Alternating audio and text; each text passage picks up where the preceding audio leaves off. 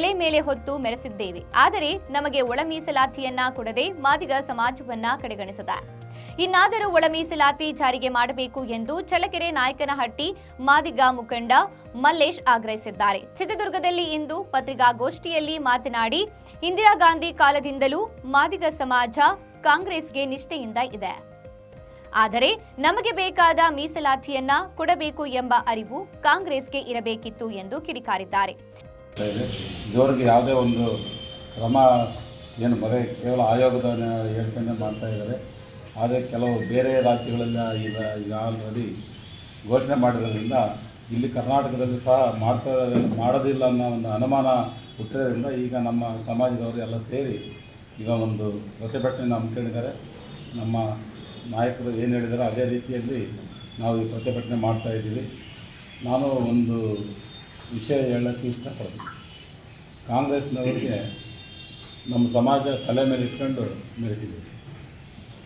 ಇಂದಿರಾ ಗಾಂಧಿನ ಯಾರು ತಾಯಿ ಅಂತಿದ್ರೋ ಇಲ್ಲೋ ನಮ್ಮ ಸಮಾಜ ನಮ್ಮ ತಾಯಿ ನಮ್ಮಮ್ಮ ಅಂತಿದ್ರು.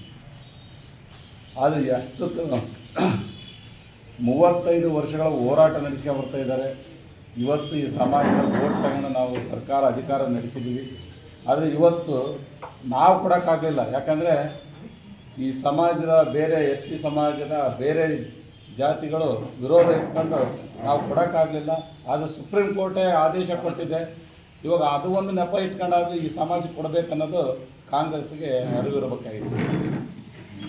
ನಾವು ಸಾಮಾನ್ಯ ಯಾರ ಹತ್ರ ಆದರೂ ನಾವು ಹಿಂದೆ ಜಮೀನುಗಳಲ್ಲಿ ಕೆಲಸ ಮಾಡೋರ ಅಥವಾ ಒಂದು ದಣಿಗಳ ಹತ್ರ ಸಾಹುಕಾರ ಹತ್ರ ಕೆಲಸ ಮಾಡಿದರೆ, ನಮ್ಮ ಮನೆಗಳಲ್ಲಿ ಯಾವುದನ್ನು ಹಬ್ಬ ಹರಿದಿನ ಮದುವೆ ಮುಂದಿನ ಕಾರ್ಯಕ್ರಮ ಮಾಡಿದರೆ ಅವರು ಈ ಕಾರ್ಯಕ್ರಮಕ್ಕೆ ಸಂತೋಷದಿಂದ ಮಾಡ್ರಪ್ಪ ಅಂತೇಳಿ ಅವರು ಭಕ್ಷಿಸು ಅದು ಇದು ಸಹಾಯ ಮಾಡಿ ಬೆಂತಟ್ಟಿ ಅವ್ರಿಗೊಂದು ರೀತಿ ಮಾಡೋರು.